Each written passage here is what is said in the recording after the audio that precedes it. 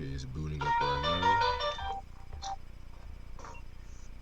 Okay, hopefully the signal won't be too bad today. Alright. What's good, YouTube? How's everybody doing this lovely Tuesday afternoon? It's your boy Reg in the building. I got my people Ash and Try with me. What up? Alright. What's good?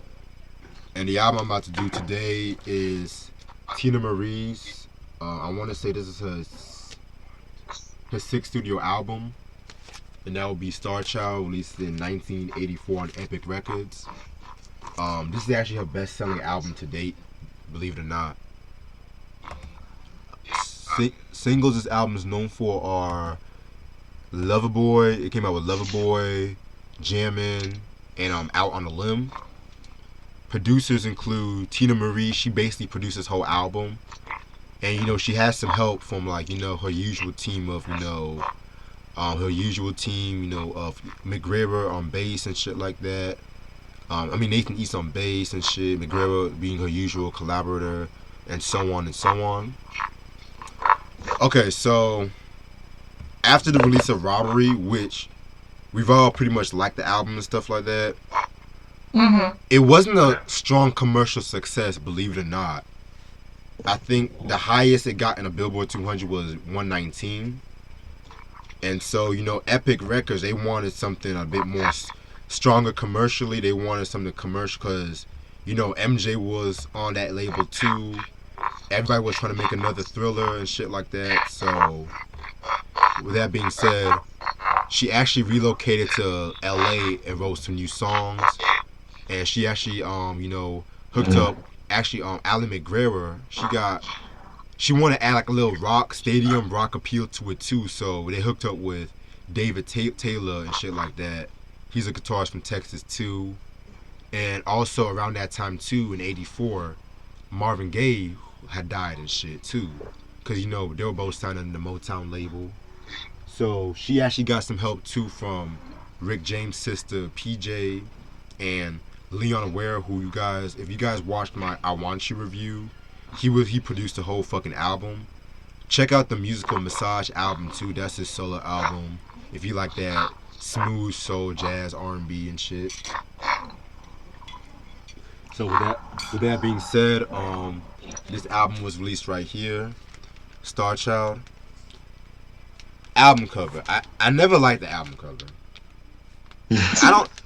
I don't know why. I just never liked the blue album cover. I don't know about y'all. Yeah.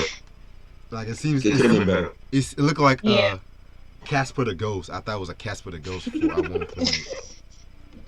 But Something out of Ghostbusters and shit. exactly.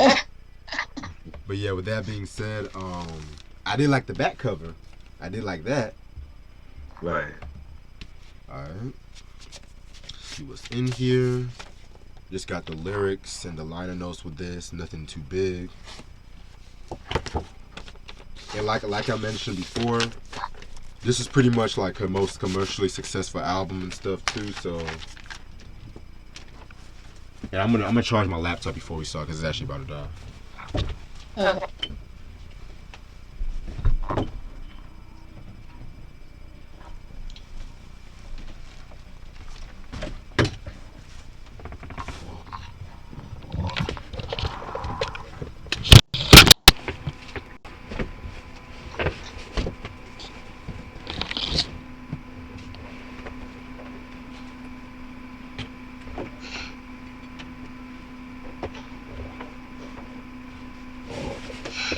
Oh, it's so damn tight in here. Okay. Alright.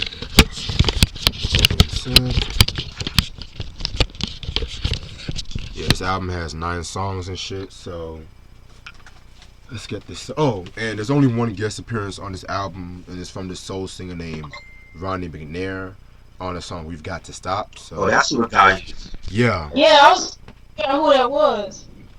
Yeah, I don't know too much. They don't have that much information about him and shit like that, They don't have too much information, but yep, that's who it was and shit. A lot of people want to say it was Rick James and shit, but no, it's Ronnie. Nope. I thought it was Rick too. No, Yeah, same here. yeah. Rick makes an appearance on the Naked to the World album and shit. Okay. Actually, two appearances. All right. So first song is "Lover Girl." Nice way to begin the album. This was a big single back in '84.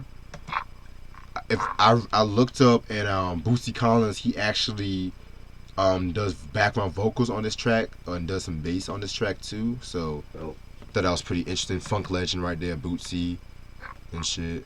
Um, yeah, man, very dope song. I love the guitar. Just judging from the first song, you can tell the difference in sound and shit like that with this one.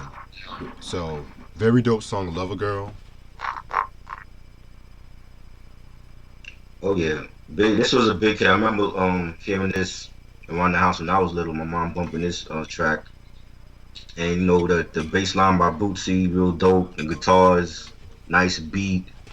You know, real funky. That sound like a club joint. You know, for that time period. Mm-hmm.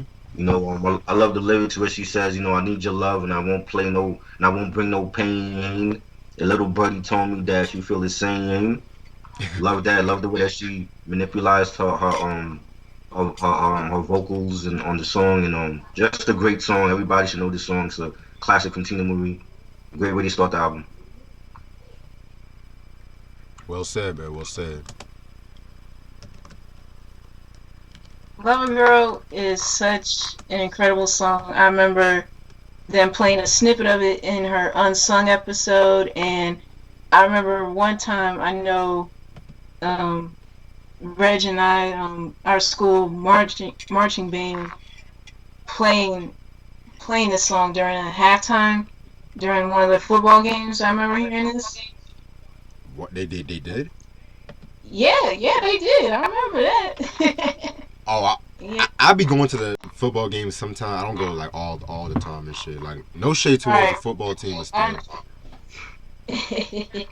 yeah, but I love the guitar, the bass line. I didn't know Boosie did background for this. Oh yeah, he I did. would not have known that. but kudos to him for doing background and being a part of this incredible song that's timeless. I can imagine her killing this live back then. Oh yeah, she did, man. Like there was some live performance I saw, and I think it's a Soul Train performance, but no. It was a Uh, concert performance actually. Yeah, she killed it live. okay. Shit, but then that's fucking Lover Girl. And if I'm not Hey, okay, I want to ask you something. I just saw something that you have brought up on the screen. Eddie Murphy had something to do with this song too? Oh What? no. That's the next song I'm gonna talk about. That's the next song. Oh, okay. Yeah, I saw his name involved. I thought he was like part of the song. that's the next song, which is it's what's called "Help Young Blood Get to the Freaky Party." Oh, god damn it! That title, boy. You said what? The title. That title is crazy. Oh man, I have mixed feelings on this song. And so, speaking of Eddie Murphy, the dude rapping was actually Ali McGregor, and Eddie Murphy was originally supposed to have done the rap for this song, but due to scheduling reasons, I think he passed on it, and so that's when Allen came about. And That was the right choice. low key, the rapping is what really threw me off about this song.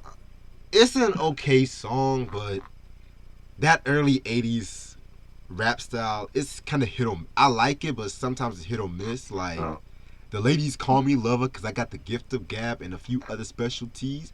I'd really like to make you the only to let me date you. You only belong to me. Like I just thought that I didn't care too much for the rapping and shit. Like the ladies call me baby because I got a killer smile and they love my smoothie touch. Only time will tell if there's heaven or hell or if I'm just out to lunch. Like nigga, what? I mean, probably like it's an okay song, but if Eddie Murphy would have done it, I don't know how would I react to it too, but Eddie Murphy he couldn't even sing, let alone rap. Like, come on, that was a great choice for him not to be on the song. Oh shit. Party all the time, party. That's the only song I know by Eddie. Basically, Oh shit. wow. I I don't know what the title alone to me is funny. Like, and then like when Tina Marie is singing, it sounds like she's singing about like a crackhead junkie trying to get to like some party. You know what I'm saying? Right. And I like the rap though. I think the rap was dope. Like, I mean, it's 80s. That's how they used to rap back then. I like the rap, you know, and she just it's not even. I don't even think it's her that's rapping. I think it's the guy that's rapping. And Yeah. he's saying, you know, when the push comes to shove and you need a little love, let me put some rock into your world.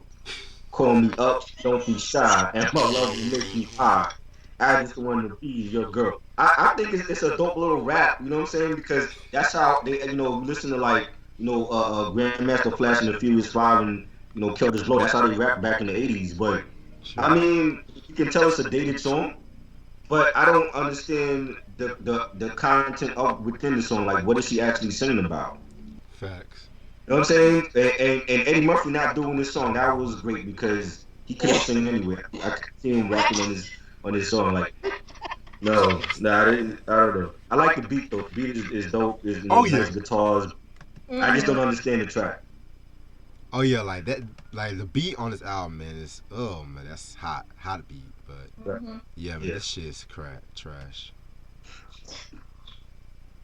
Okay, my thoughts on this song right here. Okay, yeah, when I was listening to this last night and sometime today, a lot of questions were coming to my head. Why the title was long? Um, who was rapping on here? And what was the point of this song? Like, what was she really singing about? Because I had no idea. To be Mhm. honest with you, I thought she was talking about some getting some young dude at some, I don't know, sex party or something. I don't. And I had no idea Eddie Murphy was supposed to have appeared on this song because I mean I honestly never heard Eddie Murphy rapping before. Like what? Yeah. That would have been just too weird to me if he up and did this song. Mm. But I'll admit the beat. I love the beat of this too. And like what Try was saying, I just didn't know what she was singing about. Exactly, man. Like I low key Yeah. thought, like I low key thought it was an answer track to "Freaks Come Out at Night" at first, but I was like, nah. What? I don't know, Freaky Party. I don't know. There's something about this track just kind Yeah, of. yeah. It's just a bunch of unanswered Yeah. questions. Yeah. And you know what's crazy though? On the What? vinyl and CD version, it's just labeled as Young Blood on the vinyl and CD Oh well. version. Like, I So just, so the cassette version has like the full title. well, I wouldn't know. I wouldn't know and shit, but Right. Oh, that's weird. very weird. Yeah. Like, but yeah, that's help Young Blood get to the freaky party and shit. Fuck. Track number 3, Out on a Limb. Very dope song. This is like a fan favorite song when it comes to like a lot of Tina Marie heads and shit. L- Dope use of like the synthesizer, that da da da da da da da. Songwriting wise, this is probably like one of the best written songs off this album and shit. Especially when she says, "Sweeter than the taste of a midnight rendezvous, so sensual, the look upon your face when you loved me tender and my cup was full. Oh, the softer than the sigh when it was all over, I was slumber deep, lost inside your love like there's no tomorrow as I fall fast asleep." Like, god damn, like she was on some shit with this one. Yeah, man, very dope song right here. I don't know. I almost thought this song was on the Irons in the Fire album at first. I don't know why though, but yeah, that's Out on a Limb. Right.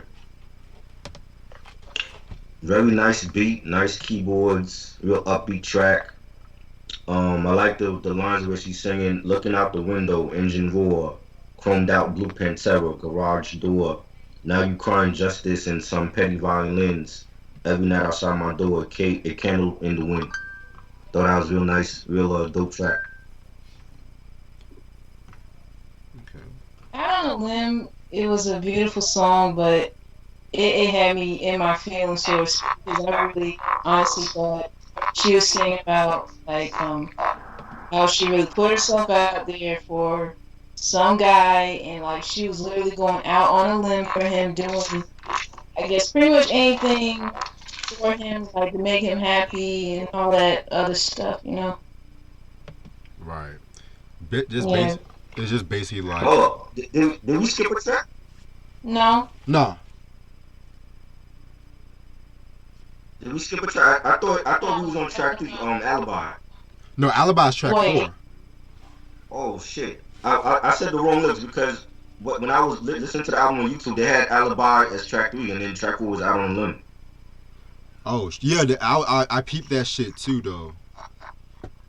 So what Okay, they my got bad, that my bad. wrong? Huh? Did they get that wrong or what? Yeah, Yeah, they, he got the track listing wrong. yeah, because Out on Limb is track 3, then Alibi's track 4. Okay, my Yeah. bad. I thought okay, Out on a Limb. It was a nice ballad, and I like when she sang, sweeter than the taste of a midnight rendezvous, so sensual, the love upon your face when you love me tender. I thought that was a nice ballad, beautiful song. She sang beautifully on that song. I loved it. My bad. I thought we were doing Alibi 'cause I was actually quoting the lyrics from Alibi. No, you good. No, that was next. Okay. You good, All right. baby. Yeah, you good and shit. Because I was going to say, like, picking back off what you said, Ashley, and shit. It's like how she felt vulnerable by this nigga and shit like that. And, like, she'll do Hmm. anything. But at the same time, it's just, she just feels like she's just wasting the time. Like, she just has to just give up. Is that what you mean by that? Yeah, yeah, that's what I mean. Yeah, because I guess it's somewhat relatable to like certain females who have literally gone on a limb for certain guys. Right. Yeah. True. Yeah, man. Like, very dope song, man. Like, I think it's been sampled a few times by a few people and shit, too. So, yeah. Oh, know that. Alright, now we get into Alibi. Yeah. Mhm. Okay, so Alibi is pretty much my favorite song off this album and shit, man. Like, pretty much she's talking about infidelity with this song, but vocally, the way she carried the song vocally and the way how those rock guitars came in towards the outro, I was like, yeah, like this is definitely like her power track, one of her best songs vocally and shit. And the line when she says, I don't deal in hearsay. Calculation ain't my game, but today I see you and I hang my head in shame. Like, I like that fucking line. So yeah, very dope song, Alibi, and nice title too.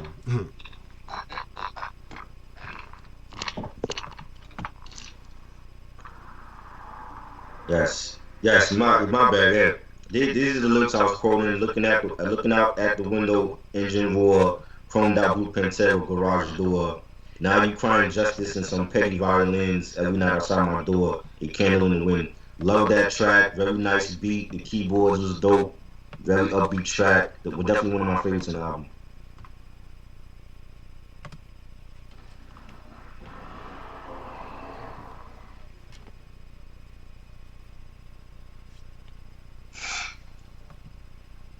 I think Ash is having some issues and shit.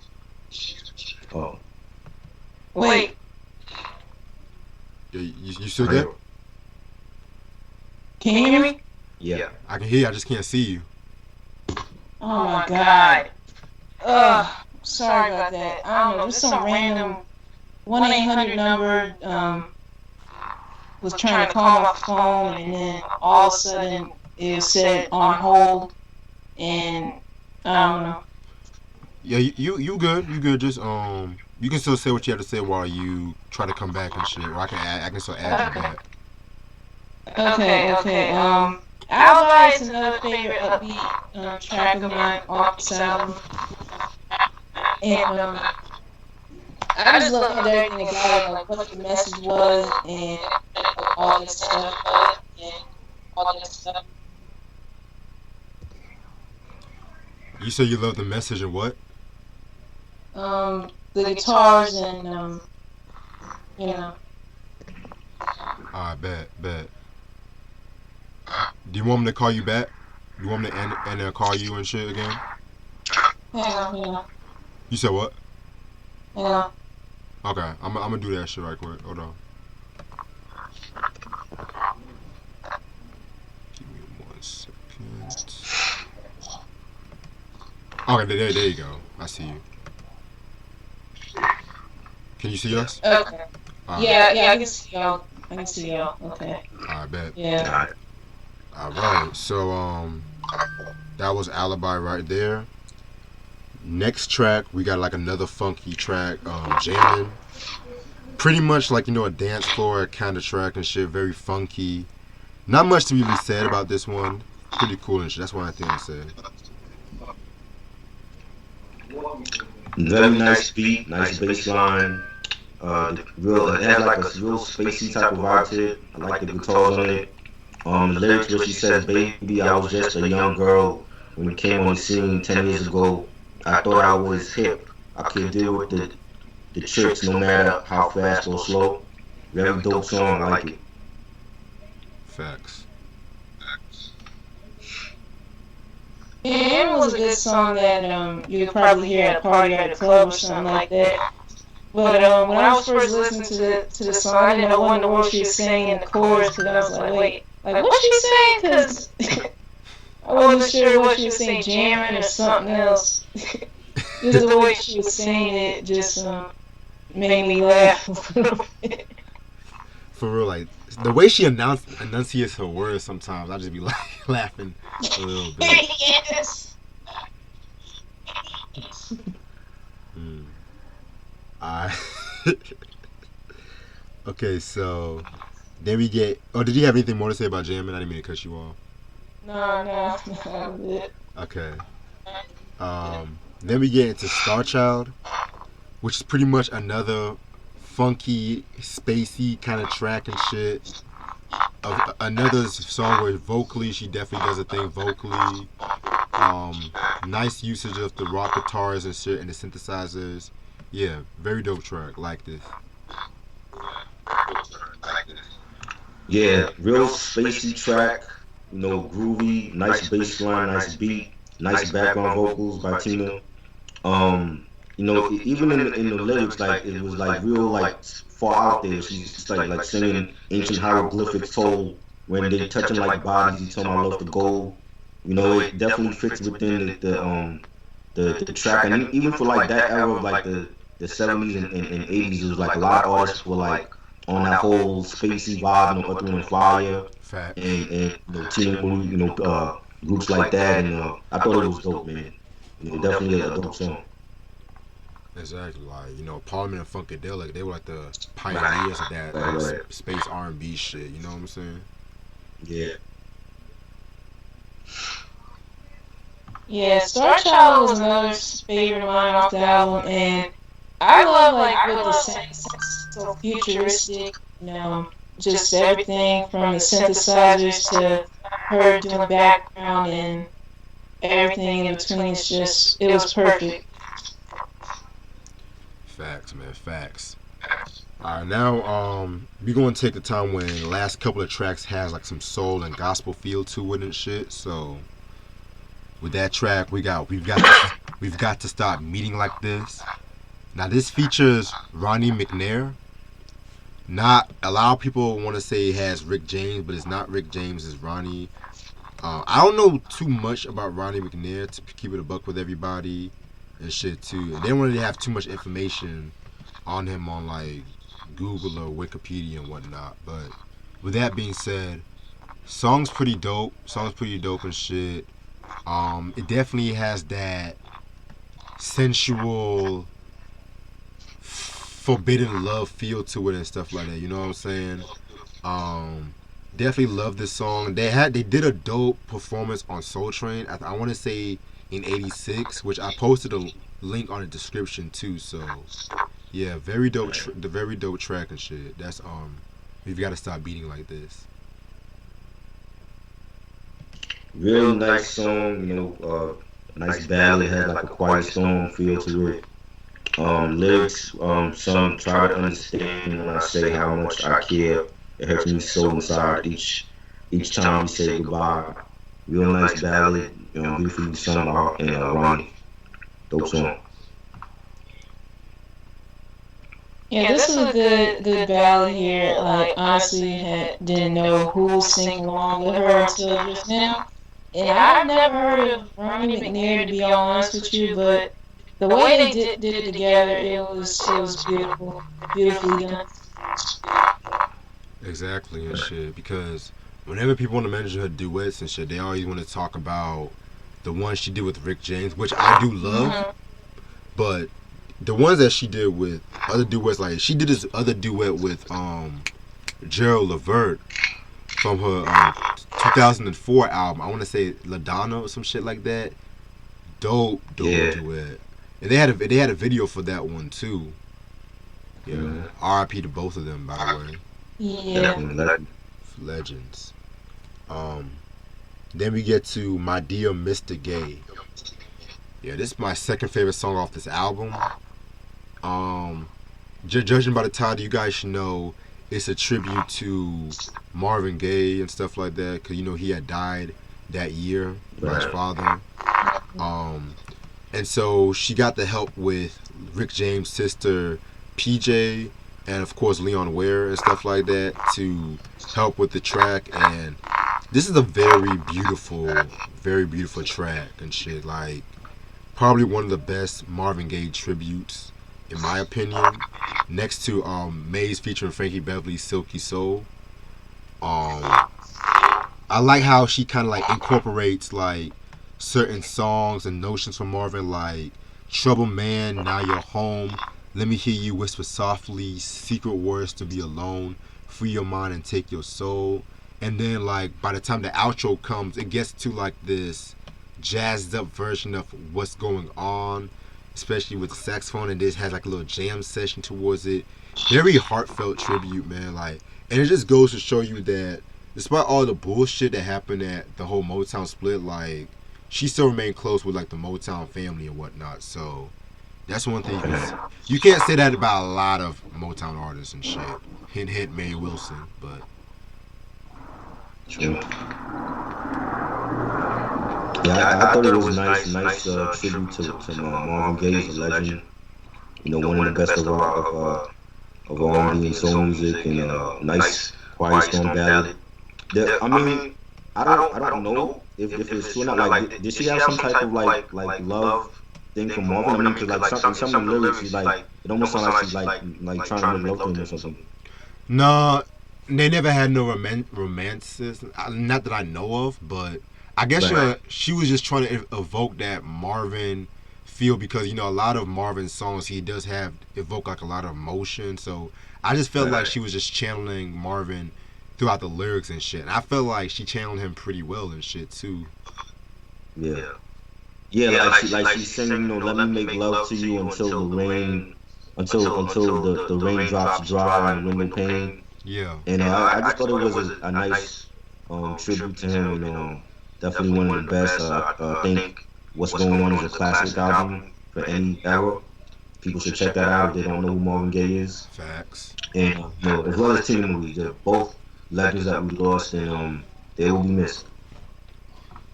Well, dearly. Yeah, this was a great tribute to Marvin Gaye, and I did not know this until I was like reading a little bit about the information on this album. Teena Marie was Marvin's daughter's godmother. Yes. Oh wow. I forgot about that too. Yeah. I love everything about this song. She did it so beautifully, and then that change up toward the end with like the jazzed up version of What's Going On. I was like, oh wow. Yes. Yeah. And it's kind of crazy too and shit like that too, because of the fact that like around that time too, like in '84, you know, I think Marvin was trying to work on another album and shit. And he was going to ask the help of, you know, Jermaine Jackson, Bobby Womack, from what I looked up too. When all that, Oh wow. yeah, all that bullshit had happened and stuff. But yeah, Yeah. fuck. All Mm. right. And then the last track off this album is just a little short track called Light. Pretty much like it's pretty much like a little prayer and shit like that. Not really too much to it. It's vocally is good. I like the song, but not really. It is what it is. That's all I'm gonna say. Yeah, I thought it was cool, nice way to end the album off, and she's singing about religion and her faith in God, and when she sings, he may see all of the joys his love can bring, and it was a short track. It was more sounded more like an interlude, but when you hear it, you understand what she's singing about, and thought it was a nice way to end the album. I agree. Very dope. Very dope way of putting it. Mm. Yeah, this right here, I honestly felt this was more like an interlude and a very good way to end the album. And of course, she's saying about what y'all were just saying, her faith in God, and that's pretty much what she was going for toward the end. And I couldn't imagine her ending the album off any other way. Yeah, that's very well said. Very well said, but y'all shit. All right, so short album that was Star Child.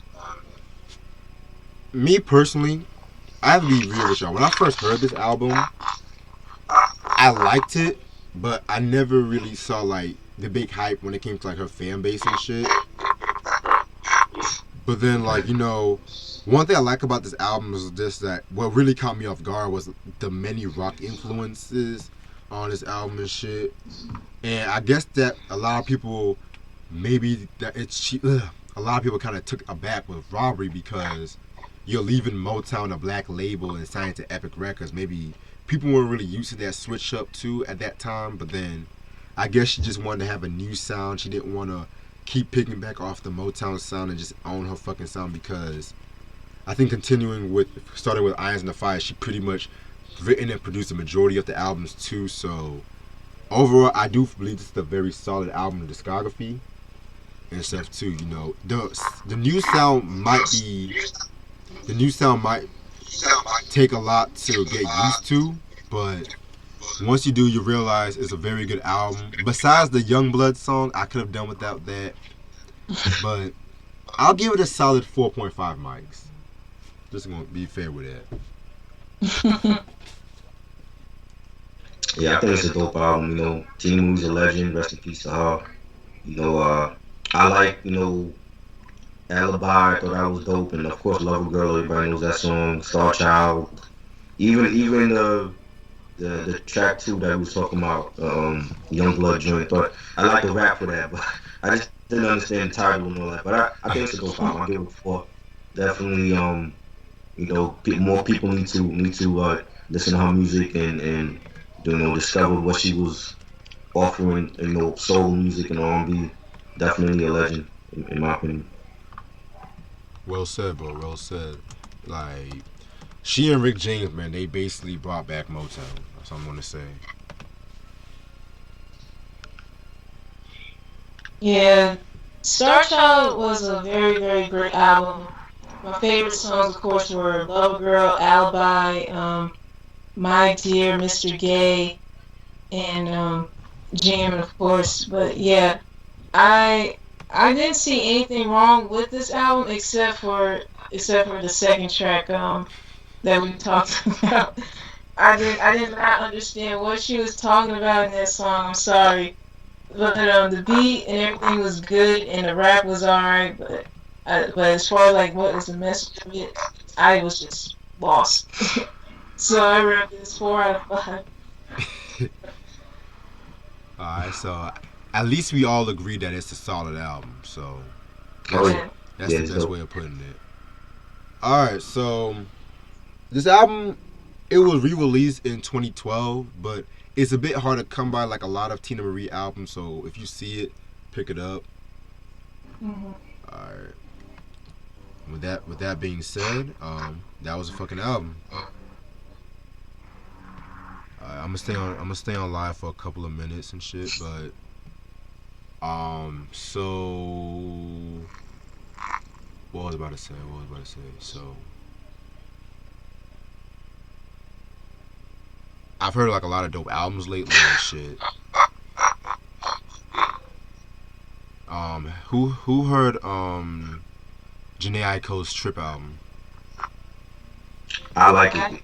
I I have. I heard it. I think that's another underrated singer. Like I don't know. Like when she first came out, people kind of like compared it to Sade. I don't see Sade in her, but I Oh think like God.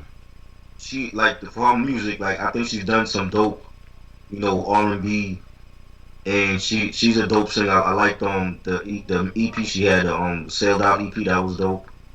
And I think she's severely underrated, but she does a lot of collaborations with people, and I think that's what's gonna like people are gonna like look over her because of that. But I think she's a dope artist. Okay. So would you be willing to do a review sometime of that album if I want to do it Oh, next week? The Trip album. cool. Trip album? Yeah. Yeah, definitely. Yeah, trying to do some different things and shit. And you say you haven't really heard a lot of her stuff and stuff. I heard I only heard like a the, few songs on the radio of hers, but I have not listened to that album that you just mentioned just now. Okay. Yeah, it's a dope album. It's just a bit long though, but I feel like that would be yeah. a dope album to review and shit. Okay. Yeah. She had that big hit with Sway Lee from that group. I forgot the name of the group. Ray Sherman. Right, Yeah, sure. Rick from yeah. She had that big song off of that joint. That's my shit. Sativa, I think it's called something. Yeah, Sativa. Satava. Yeah. Yeah. Um, I got a few people in the chat. Ronnie just asked me, "Can you do Cisco's Unleash the Dragon?" Hey, look, Ronnie. Oh. I don't mind doing it, but I have a few feelings about Cisco, but I don't mind doing it. I don't mind. I won't mind, but I'm gonna be honest with my opinion. So, just be aware. Cause, like I said before, something about Cisco, man. I don't know. What Man. is about that dude that just, I don't know, just. Like I said, he's a good singer. Don't get me wrong, but I don't know. I don't know. Something just kind of cringes me about. Not just. I guess it's the hair. I don't know. Man. Something just cringes me about Cisco sometimes. It's my sixth sense sometimes. Right, you think he, something might be a little off about him, or what? I mean, possibly, but it's just every time I just see him, just something about my sixth sense just goes off about Cisco. Yeah. And he had Sense the is never. R&B beefs with R. Kelly and Black Sheep. Oh, Wait, God. he beefed with Blackstreet? Yeah, I did but not know that. not the whole group. It was Chauncey from Black Sheep. Yeah. Oh. That's no surprise there. Chauncey always running his mouth. Like, cause like we said, Teddy Riley, he always beefing with some nigga and shit. So. Yeah. Yeah. But yeah, everyone's saying rest in peace, Teena Marie. I'm glad y'all showing some love. Rest in peace, Marvin Gaye. Yeah. Eventually I'm gonna review the Gangstar album eventually. So I know y'all gonna ask me about that because I have to finish listening to it myself. Great album. I already heard it. Yeah, like so far it's a good album so far. I just had to have like 4 more tracks to hear and I'll be done with it. True. Watch everybody say it's like Tribes, we got it from here and shit. Watch everyone say that. I can see the comparison. Well, I mean, like I said, like I don't know how long. I think it was like 15 years. They said it took for Primo to release the album or whatever. Yeah. So like, I mean, who knows how long he had those lyrics from Google? But I think it's a great album. I think it's one of the best already for the year. For real, man. Like, it's refreshing to hear a Gangstar album. I'm just grateful about that. And Guru's lyrics, like in a lot of the songs, especially that single for Bad Name, like those lyrics is still relevant to this day with what's going on with music. So I definitely feel like it's a great album. I agree with you on that shit too and shit. Um, so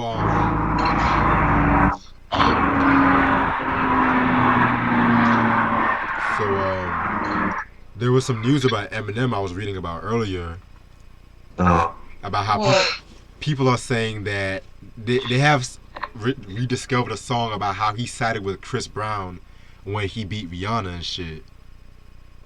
Hell Lord.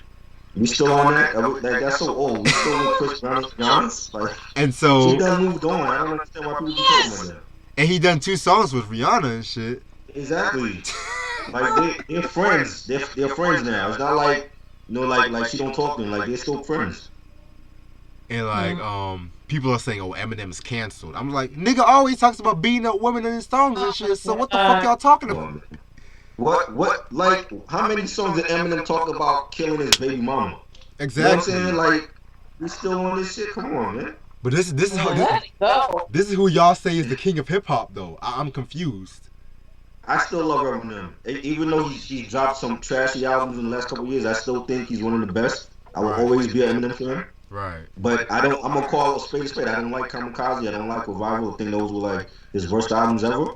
But I'm still an Eminem fan. I still listen to his music. So all I'm just gonna say is when I do this fucking encore review one day, it's gonna be a wrap because everyone keeps asking me do encores. I'm not doing that until I do Eminem show. I'm not in a rush to do encore. Right.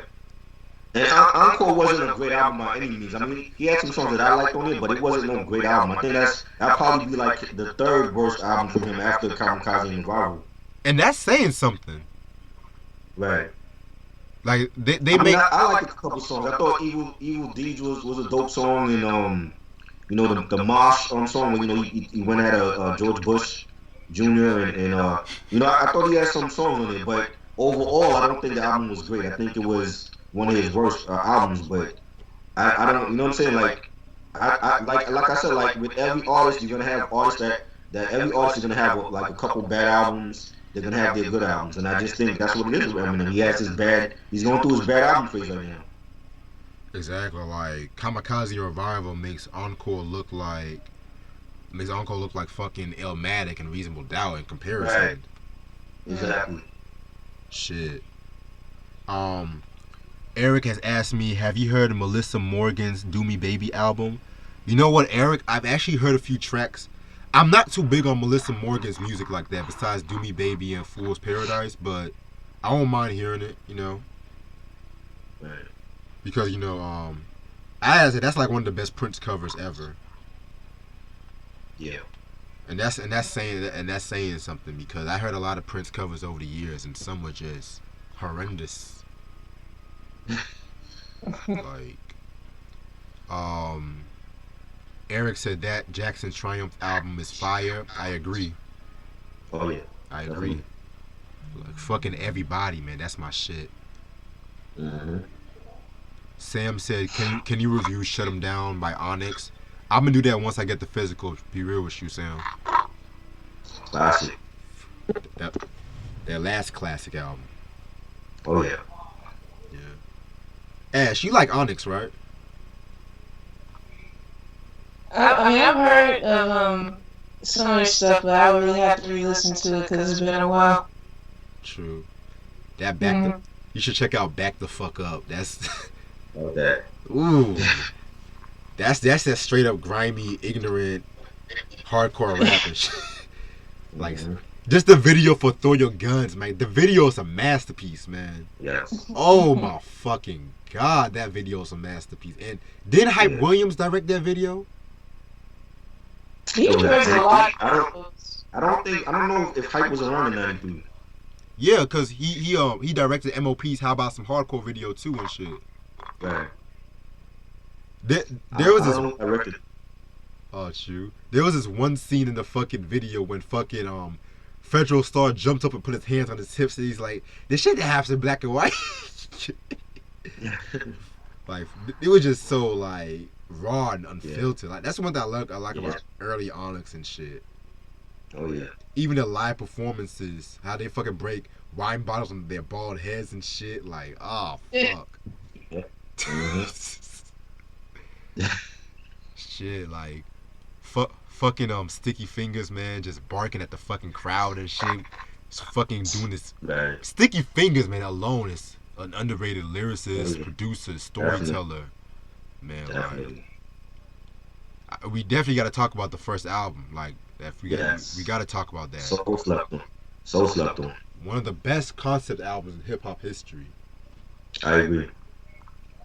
Shit. Eric asked, have you heard Evelyn Champagne King's Get Loose album from '82? I'm not too big on Evelyn Champagne King's music like that, Eric, but I've heard a couple of songs from that album. It's alright. That Love Come Down. That's my shit though. Love Come Down. Yeah. Ashley, me and Ash knows about that shit. I think didn't when they did like a Love Come Down challenge or something like that. Yeah, that's when it got annoying when they started doing that Love Come Down challenge and they sped up the whole shit. And Right. it wasn't bad when they sped it up, but it was kind of getting a little annoying after a while. It's just like, then niggas would be doing them weird dances and shit like that. yes. I remember someone used to do that during like 10:40 breaks and whatnot. Yeah. I'm like, oh my god. I only liked when Freak was dancing. Shout out to Freak, by the way. I only like when that nigga would be dancing and shit. At least that nigga can dance. Funny though. like try like this dude like he big and fuck, but he'll get the whole fucking crowd hyped and shit. Like Yeah. nigga would be just be standing around. He'll be start dancing. And he'll be like, oh fuck it up, Freak, fuck it up and shit. Like he got so popular, nigga made up like a whole fucking dance craze in Central called Do the Freak. Yes. The Freak Nasty. Yes. Oh man. And yeah, Ronnie, I heard the news about Johnny Witherspoon dying. I did a tribute in the last review me and Try did, so Yeah. That was so unexpected, man. I'm like, Yeah. man, really not Pops? it's cause nigga be making them damn memes like we just regret to inform you that John Witherspoon woke up peacefully in this morning. I'm like, that shit's not fucking funny. Like aging is like this whole generation, all of a sudden aging is funny now. Like that whole meme's like I'm this old, I'm this young. So all of a sudden aging is funny. Yeah, but it's like it makes people think make me feel some type of way because like I'm like in my mid going on late 20s and like don't make me feel old and you know. Exactly, like Don't make me feel like I'm ancient or something. Like don't do that to me. exactly. You're only as old as you feel. You know, I have a old, so I don't want to seem like damn you old. Like shut up. I have a female friend that when she turned 29, she felt like she was old already. So, Girl. Yeah. you know, Man. Yeah, it's like if you don't really have nothing good to say, like if I even mention my age to you, then just shut up. Like, yeah. I don't even know why anyone even asked me anyway. Like, what's the point? For real, like I'm this young and they pull up the fucking flip phone. I'm like, oh ha ha ha, that's funny. Then it gets kind of Yeah, like I've been around like way before freaking flip phones. Like, come on. Or I saw this one where it says I'm this old and they got the fucking old 106 in Park and shit too. Like That's because back then it was good. It was really good. I was around during the AJ Free era and Big Tigger era too. Even though I didn't watch it like that, but shit. Still. Yeah, I only watched a few of the AJ and Free episodes, but I was mostly raised on Tig and Jaleesa and Terrence and Roxy and shit. Yeah, when Terrence and Roxy were on the show, I mean, I think I only caught at least one episode or two, but not like that either. But then it was just going on, I think to me, over the top when they had like 4 people hosting at one time. I'm like, what? In other words, when Bow Wow had to pay his child support. Yeah. Yeah. Like really? They really brought it to this extent. Mr. 106 in Park. Oh shit! Like you know how like everybody has a moniker. Like Sierra's the princess of crunk. Yeah. This nigga's Mr. 106 in Park. That's his moniker. Right? I think he was the first guest on here. He was? Yeah, I think he was. That's why he called himself that. He was like the first guest on the show. I thought it was because he was the youngest one up there. Nah, No, Buster was the he been first. on there a lot. I thought it was Buster. I don't remember Buster on the first episode. Yeah, because when they did like the whole 10,000 or 1,000 episode, they said like the first guest is about to perform and shit. And Buster came out, he performed like a lot of. I thought it was Buster all this time, but No, but I mean, like, I saw. Well, I know they had like more than one guest for like the first episode, but I mean, like, Buster might have been the first one to perform. But I think Bow Wow was like the actual first guest to like have an interview with AJ and Free. true. I feel you. He was on there a lot. Remember, but Bow Wow was like popular to the in the 2000s, so he was on there a lot, like promoting his albums and stuff in movies. Yeah. Yeah, man. Hey, appreciate the birthday wishes, everybody. Yes, happy birthday, Reg. Happy belated. Appreciate Yeah. it. Happy belated birthday. Appreciate it. Thank y'all. Thank y'all for the love and shit. And then, oh, so before I end this off, I got announcements to make. I'm gonna be working on mini part documentaries. Well, not like taking like a documentary series, but I'm gonna do a tribute about black television, basically, like black sitcoms and shit. I want to talk about evolution of that shit. You know what I'm saying? Right. So I might start filming that early 2020. So be on the lookout for that. You know, I'm talking about everything from Good Times to Martin, Homeboys, and Outer Space. Oh, Lord. Yep, I'm going there. Yeah. I'm gonna be honest with my opinions and everything like that. So, and also this month too, be on the lookout when I do the stand up album. I'm gonna start doing reviewing stand up albums too. Be on the lookout for that. I'm gonna do Eddie Murphy's first 2 albums. The only albums I would talk about with Eddie Murphy, but y'all know where I'm getting at. Oh, by the way, I did see the Dolomite movie. By the way, very dope. Oh, it's dope. Yeah, it was dope. Okay. I gotta watch that. I gotta watch that though. Oh yeah, like it made me learn more a few more things about Dolomite, Ruby Ray Moore himself and shit. Rest in peace to him. Oh yeah, yep. Did you by any chance see that video I sent you try about what his manager said? Yes. It's crazy. That was crazy. That's crazy and shit. But I'm not surprised though, cause Dolomite isn't everyone's cup of tea and shit. Right. But even Martin had him on an episode with the Players Ball episode and shit too. I remember that. Yeah. Oh yeah. Yeah. He was in the Doggy Dog World video, right? Yep. Yeah. But yeah, that's crazy how Eddie Murphy he released that shit about Eddie Murphy and shit. Like comedy hype. That's like my favorite YouTube channel right now. Comedy hype. Right. I like that shit better than Vlad now. It's like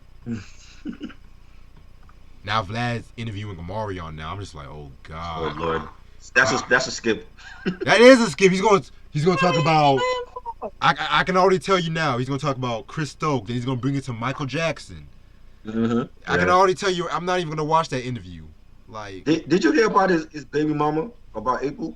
who, Omarion? Yes. Yeah, and how she went on Instagram and she Fizz, yeah, she Fizz, yeah. and she's telling her Instagram viewers that his little Fizz dick is so good, and I'm like, what the fuck? On Instagram? Oh, like niggas have no fucking filter on social media. Like, that's the best pipe she ever had. I'm like, wow. Dang. Shit, man. Like, I bet you, man. This whole interview is gonna be a cringeworthy fest and shit. Like, oh, I don't even like B2K, man. Yeah, and I never was a friend of them.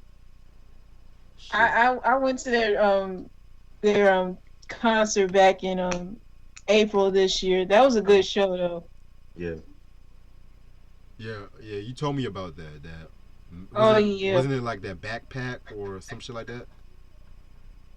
What was it? But it's like a Millennial Tour or some shit like that. Millennium Tour? Yeah. Yeah, it was them and a whole lot of other people I told you about months ago. Yeah. Facts. Yeah, man. I know Megan Thee Stallion's coming to the school this fucking week and shit. So, Yeah, I heard. I heard. plus, she broke up with her boyfriend, so niggas gonna be trying to holler and shit. Oh God, leave her Plus, alone. she's a college student too, so niggas gonna be trying to slide in her DMs and shit too. Y'all, they kill me with that. Like they would literally just want to. Oh my God, just slide in a girl's DMs like real quick. Like I know this happened to me a couple of times too, but I had one dude slide in my DMs, but he was 20 and he like requested a video chat with me, Oh God. and I couldn't see his face or anything because he was sitting in the dark, and all I saw was his hand, and I was like, hello, like, are you there? Can you His hear me? hand? All he kept doing with his hands was like random stuff with his hand. I'm like, wait a minute, what the Oh shit. going on? He probably want to live out those fantasies, if you know what I mean. Yeah, but it was kind of weird too, because Oh. like I said, he was sitting in the dark. I couldn't see his face. All I saw was his hand. I'm not gonna say anything, but And I was just like, it was kind of like I was talking to a freaking brick wall, because it was like he wasn't saying anything. I was like, what am I supposed to do? Like I'm talking and he ain't saying nothing back. I'm like, what the? man. And it was getting weird to the point where I'm like, okay, I'm blocking this dude here. Like, don't waste my time if you ain't gonna talk back. Exactly, like that's creepy as fuck. Shit. Alright, I so need to try weirdos lately. Like, fuck. But yeah, man, with that being said, I'm gonna get ready. I'm about to get ready for fucking class right about now and shit. And alright. and hear everyone talk about Megan Thee Stallion once I get to campus. So Yeah. with that being said, check out the Starship album. Very dope review we did. Everything ran smoothly. Oh yeah. Everything went smoothly today. I'm glad about that. With that being said, thank y'all so much, everyone, for the birthday wishes and everything like that. Thank you again, Ashley. You already know. No. No problem. Right. Hope y'all have a good night. I'm gonna hit y'all up later and shit. Peace, everybody. Okay. All right. Peace.